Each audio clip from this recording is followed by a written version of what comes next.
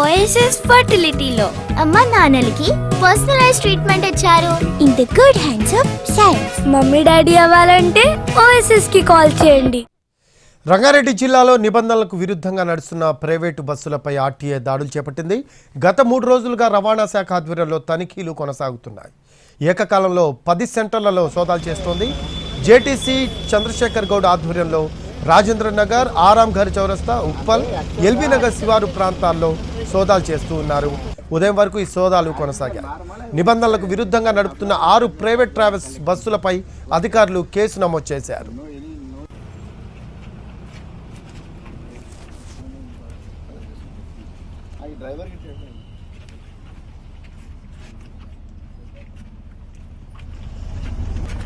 బాబు ఎంత ఛార్జ్ వీళ్ళు కలెక్ట్ చేస్తున్నారు? నార్మలా అబ్నార్మల్ ఛార్జెస్ ఏమైనా కలెక్ట్ చేస్తున్నారా? నార్మలా? ఓకే. అబ్నార్మల్ అయితే ఏం లేదు కదా? అదే అంటే కంప్లైంట్స్ వచ్చినాయి ఎక్కువ, ఈ సంక్రాంతి కదా, ఎక్కువ ఛార్జెస్ కలెక్ట్ చేస్తున్నారని చెప్పేసి వస్తున్నాయి. దాని గురించి కొంచెం ఎంక్వైరీ చేస్తున్నారు. కొంచెం వెనక టీచర్ రైట్, మోర్ అప్డేట్స్ మా కరెస్పాండెంట్ రాధికాని అడిగి తెలుసుకుందాం. లైవ్లో అందుబాటులో ఉన్నారు.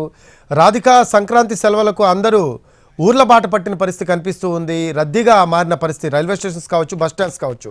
మరోవైపు ఆర్టీఏ దాడులు కూడా కొనసాగుతున్న పరిస్థితి కనిపిస్తూ ఉంది. నిబంధనలకు విరుద్ధంగా నడుస్తున్న ప్రైవేట్ ట్రావెల్స్ బస్సులపై ఆర్టీఏ దాడులు చేపట్టిన పరిస్థితి అయితే కనిపిస్తూ ఉంది.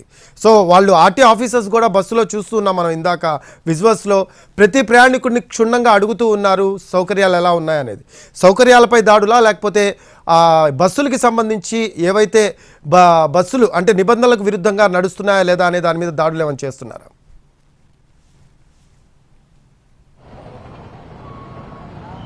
రైట్ రఫీ, సొంతూర్లకు వెళ్ళటానికి సంక్రాంతి సందర్భంగా హైదరాబాద్ మహానగరం నుంచి ఇతర జిల్లాలకు, ఇతర రాష్ట్రాలకు కూడా ప్రయాణాలు కొనసాగుతున్నాయి. అయితే ప్రైవేట్ ట్రావెల్స్ దొరికిందే తడవుగా దోపిడీ అనేది విపరీతంగా సాగిస్తున్నారు. కొన్ని ప్రైవేట్ ట్రావెల్స్ అయితే అసలు నిబంధనలు ఎటువంటివి పాటించకుండా, కనీసం బస్సులకు కూడా ఫిట్నెస్ లేకుండా ఉన్న బస్సులు, అట్లాగే నిబంధనలకు విరుద్ధంగా ఛార్జీలు వసూలు చేయటము.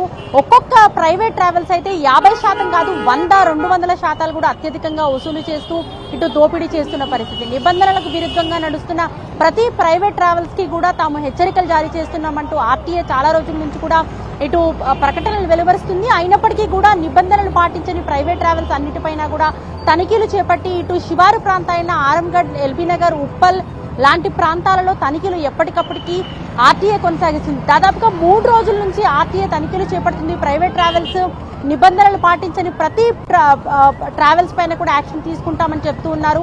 నిన్న రాత్రి చేపట్టిన తనిఖీలలో ఇప్పటి వరకు అంటే ఉదయం వరకు కూడా 150 ప్రైవేట్ బస్సుల పైన కూడా ఇటు కేసులు నమోదు చేసినట్టుగా జేటీసీ తెలపడం జరిగింది. ఆర్టీఏ ఆధ్వర్యంలో 3 రోజులుగా చేపడుతున్న ఈ తనిఖీలలో అనేక ప్రైవేట్ ట్రావెల్స్ కూడా నిబంధనలకు విరుద్ధంగా నడుస్తూనే ఉన్నాయి. ఇటు ఫిట్మెంట్ లేకపోవడం కావచ్చు, లేకపోతే సరైన బస్సుకు సంబంధించిన లైసెన్స్ లేకపోవడము, ఇటు డ్రైవర్కి లైసెన్స్ ఎక్స్పైరీ అయిపోయిన డ్రైవర్స్ ని కూడా కొనసాగించడము, నిబంధనలు పాటించని ప్రతి ఒక్క బస్సు పైన కూడా ప్రైవేట్ ట్రావెల్ పైన కూడా తాము యాక్షన్ తీసుకుంటామని చెప్పడం జరుగుతుంది.